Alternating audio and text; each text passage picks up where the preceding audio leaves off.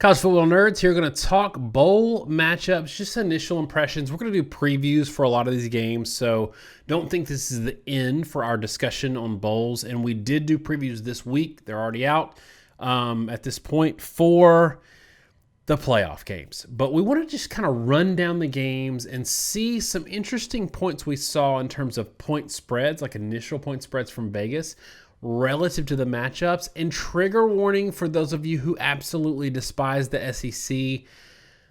Vegas itself, because y'all like to say we have an SEC bias, Vegas itself apparently has an SEC bias too, and we're going to unpack that a little bit because it's kind of ridiculous. Okay, Josh, first real quick, Florida, and I'm going to look it up, y'all. I'm going to have to come back and forth a little bit here. Florida is a 3-point dog to Oklahoma, and we talked about Oklahoma improving defensively. Offense looked good. Florida has had one huge opt-out already with Pitts. They're going to have another with Tony if I'm a gambling man and I'm betting on them. Oklahoma -3. I think Oklahoma might end up winning that a little bit bigger because I don't know that Florida's going to have their whole team there. Anything that stands out to you about that matchup? The interesting thing, right, is that Oklahoma is perceived to be a lot better defensively. And when you talk about Oklahoma is favored by 3 in the game, it's also interesting that it's 67.5 is the over-under that I've seen. So they're thinking this game's going to be in the mid-30s. Pretty high-scoring game. But yeah, I mean, Oklahoma was a top 6 team. Florida's probably not going to have their 2 best receivers, and it's still something of a pick 'em with a 3-point spread. I want to make this point before we even get too far in the video. The SEC is an underdog in 8 of 12 bowls. They're only favored in 4. But what's interesting is who they're playing generally and what the margins are, and that's kind of the caveat, and this is the first example of it. Florida, without their 2 best players, is still a 3-point dog, and that's it. And if you took those 2 guys off in the Alabama game, they would have lost that game by 30 plus. Yeah, and that's the thing that people always want to look at, the end bowl records. This year it's going to be interesting because, like you said, SEC is a dog in 8 of these. If chalk holds, the SEC will go like 4-8 in the bowls, and it will show if all of these scoring margins held at the exact margins, SEC will go 4-8 in bowls, and it will show just how underrated the SEC is, and we're going to get into that. Georgia and Cincinnati, this one is just, it feels so good, Josh. It feels so good to be vindicated because we've taken so much flack on Twitter today because I said, look, Cincinnati won by 3 points over a good, not great Tulsa team. If that's your statement game, you don't belong in the playoffs. And everybody just killed me for it. But look, Georgia has had 8 opt-outs from starters that won't be in this game. And they are a 6-point favorite over Cincinnati. And nobody is talking about Georgia for the playoffs. Josh, talk about this. Yeah, I mean, 8 of 22 starters are opted out officially. That is known. And they still spent the margin at 6 points in Georgia's favor. I think Daniel actually on Twitter, you made the point, like, gun to your head, would you actually take Cincinnati to beat Georgia? And we had a lot of people say, like, absolutely, they're a far better team, they're a great defense, et cetera, et cetera. Look, if Vegas, the only thing they're biased at is making money. And if they wanted to make money, they would, and Georgia was going to lose, they would beg people to pick Georgia. The fact that they are giving Cincinnati a touchdown in this game when Georgia is only going to have 14 starters available tells me that Vegas really thinks Georgia was a better team than Cincinnati.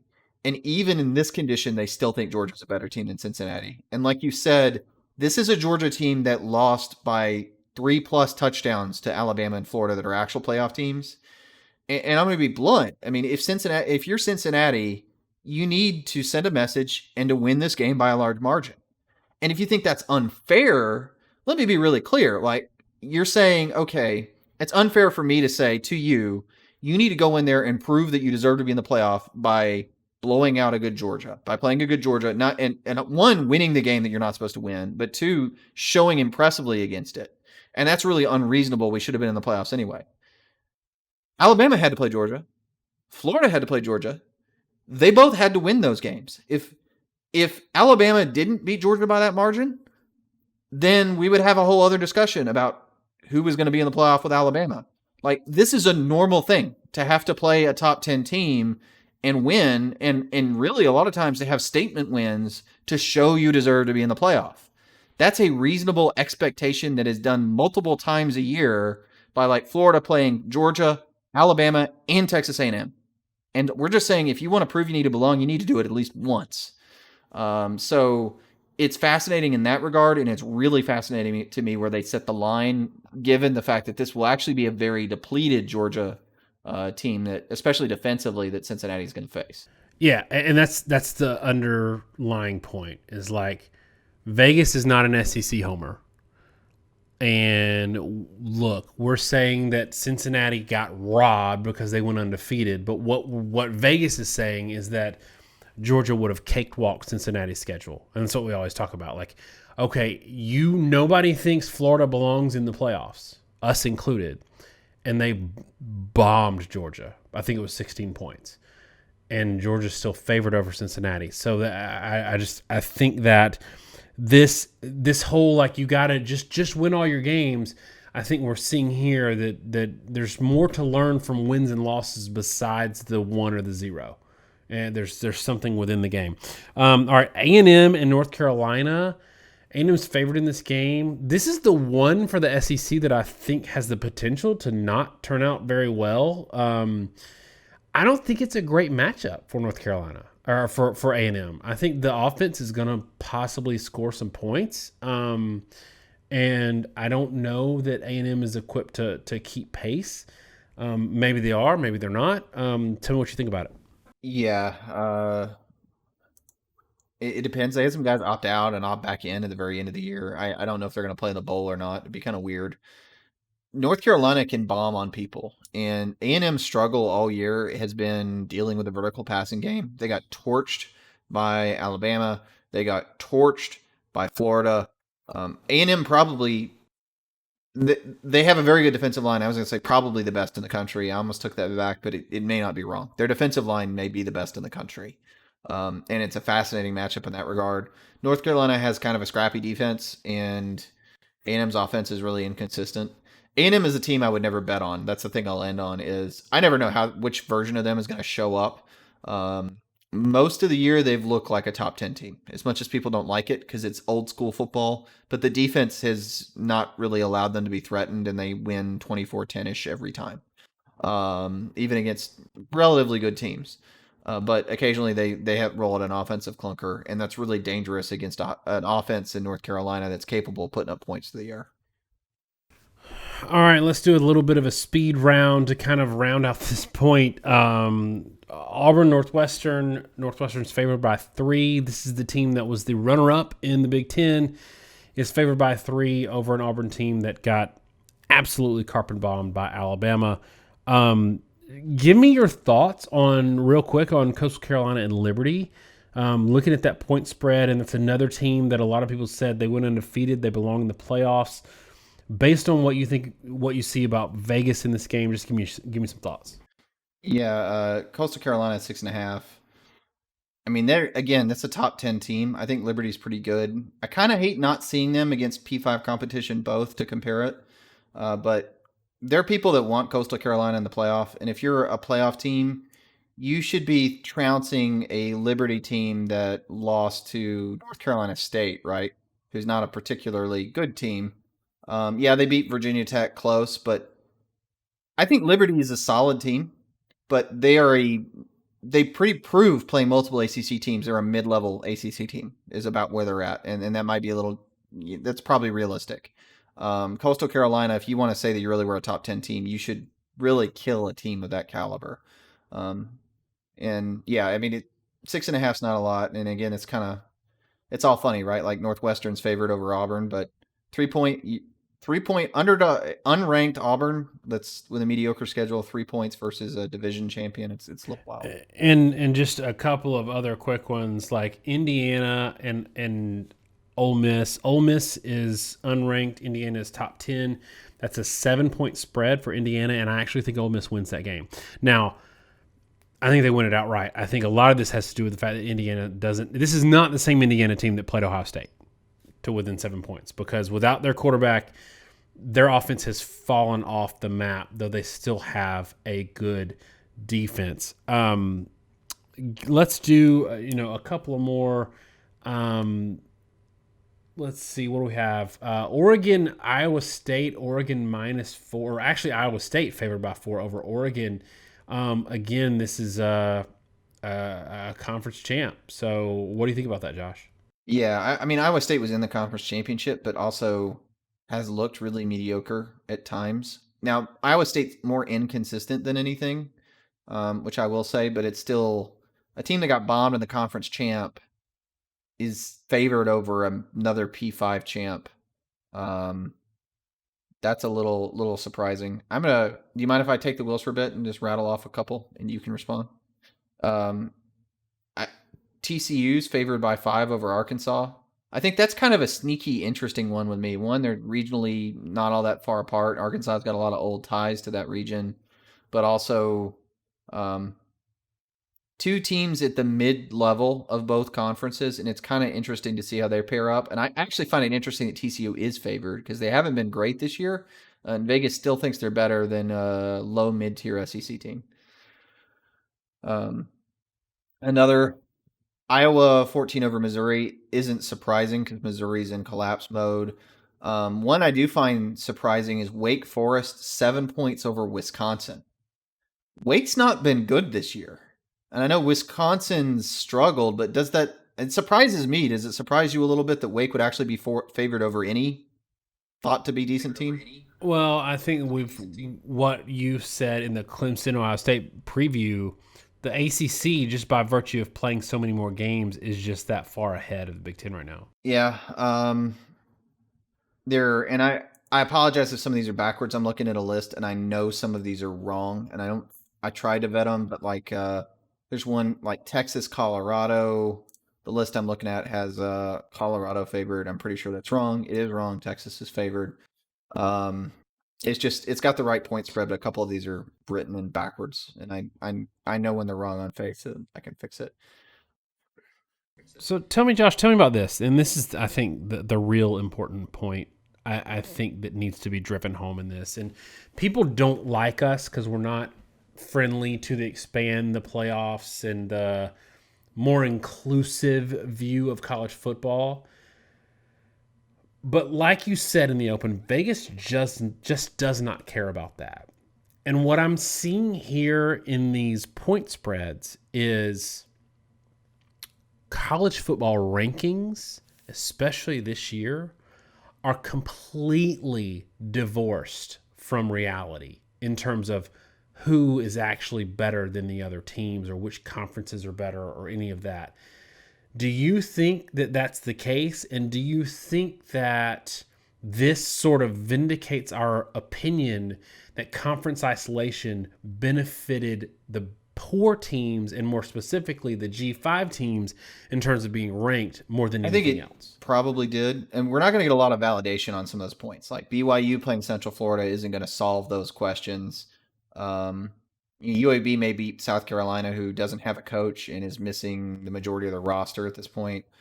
I find the interesting ones to be some of these conference matchups where teams that aren't perceived to be that good are favored against teams in another P5 that are ranked. Oklahoma State is favored over Miami by 3 points. Miami, North Carolina, and NC State, 18, 14, 24. They're all underdog. Miami is an underdog to an unranked OK State. NC State, I believe, is an underdog, yes, to Kentucky by 3. Kentucky lost 63-3 to Alabama. I mean, they've gotten killed in the later half of the year. And then when you look at the G5s, like you're saying, Cincinnati 6 is an underdog. I'm trying to think. I think Tulsa's on this list somewhere. Yeah, Tulsa. I mean, Tulsa's favored, but they're favored by 2 over Mississippi State. And Mississippi State is a team that everybody that was good in the SEC drugged. So it does tell me that a lot of the 1-2 loss, like Miami is a really great example, right? Like Miami is a 2-loss ACC team that's ranked, or like Tulsa, that's a 2-loss team in the AAC. A lot of those teams are underdogs to unranked teams with multiple losses in another conference. And this really, what it's suggesting is, my reading is it's basically saying top to bottom, the SEC is, I don't think they're elite except a couple teams. It's basically saying that they're all solid. Like a 3-7 SEC team, or like a Mississippi State that has a bad record, is pretty good. And that's what I've thought all year. They just beat each other up, but there are a lot of teams kind of in the middle. I find it interesting. The Big 12 is favored in a lot of these games. Like we're talking about Iowa State, Texas being favored isn't shocking given where they're ranked. But there's a lot of Big 12 teams that kind of, I think they're about in line with their rankings. And then the Big 10 I think comes out pretty well as well for the most part. But even there, again, the Northwestern example, that's like a top 15 team in Northwestern, and they're a minor underdog, or minor favorite to an Auburn team that is not particularly well thought of by a lot of people and is unranked currently. And Auburn's missing their head coach. So that's something else to consider. The Tulsa one's interesting to me because look, Tulsa played Cincinnati within 3 points, and I think even Oklahoma State beat them by like 6 or 7 points, and it was a struggle game early in the season. But like, Oklahoma State is not ranked. They're not a great team. They're hit and miss offensively. They're not a great team. They beat Tulsa worse than Cincinnati beat them, but we're saying that the system is broken because Cincinnati doesn't get a shot at the playoffs. I'm here to tell you, if you play no Power 5 teams and you go undefeated, I'm using this in air quotes because a bad performance and a win versus a terrible team, Tulsa's not terrible, but versus a bad team, is just as bad as a close loss to a good team in Power 5. So I'm here to say if Cincinnati gets in after a 3-point win over a Tulsa team that couldn't beat Oklahoma State, that's broken. Giving access to teams, putting on this facade that they're just as good and belong when they're struggling with G5 teams, that's the problem. So yet again, the committee gets it right, and we have all this complaining about inclusiveness when in reality, like you said, we're talking about charity at this point. Just because you win all your games doesn't mean you're as good. Give me one on here that doesn't have anything to do with the SEC that's interesting because you think that maybe Vegas really got it wrong. The one I think they maybe got wrong is UCF BYU, and that's interesting because BYU kind of, they obviously lost to Coastal Carolina. It didn't look all that great. I'm not sure that I wholly buy the 6.5 line. That one opened at 5. It's moved up. UCF has played well in certain games. I mean, they lost to Cincinnati, but they also lost to Memphis, who's not very good this year. They lost to Tulsa, who's pretty good. I mean, Memphis is solid, but they're just okay. They're not as good as they have been in recent years. They got a lot of double-digit wins, but they're over like Tulane, Houston, who is bad, Temple, who's not this year, South Florida in a shootout. UCF's defense has not been good. They've given up 40, 50 points a few times this season. And BYU with Zach Wilson can be super efficient. And I think if there's one I had to pick, I would say it's that one. And the over-under in this game, I think it's a lot. I'm not. Let me see if I can pull that up right now. It's got to be huge. Yeah, 72 points. But even that, I think, is a little deceptive. I think BYU is going to score in the 40s or 50s, and I think whatever UCF does, BYU will keep pace. I think that BYU should be more than a 1-score favorite in that one. So that's probably the one I'd put my hand on. The last thing I'll say, because we've gone a while on this, and I'll sort of wrap it up. If you feel like we talked about the SEC too much, look at the bowl slate and count how many P5 games don't involve the SEC. I haven't done it myself, count through it. I'm kind of trying to scan it. I think it's like 4 or 5. Almost all the games, almost all of them are some non-SEC versus SEC in the P5. And it's because so many Pac-12 teams opted out in part, and teams, teams like Pitt opted out, but the SEC, all 12 of the 14 teams all decided to play, and because of that, the result is it's a really heavy SEC bowl season.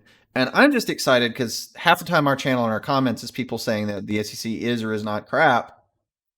I love being proven right or wrong.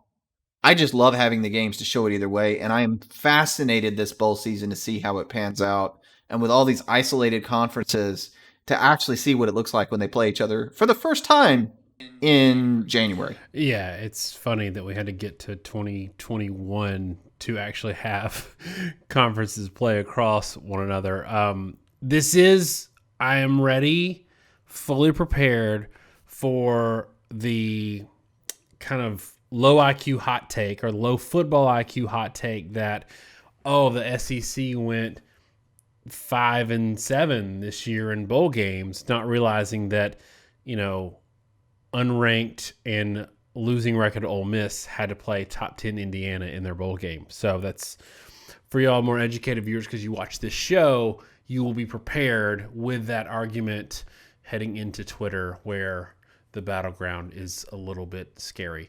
All right, y'all, let us know in the comments what you think is the most interesting games that we talked about or that we didn't talk about in terms of point spread and who's favored, who's not favored.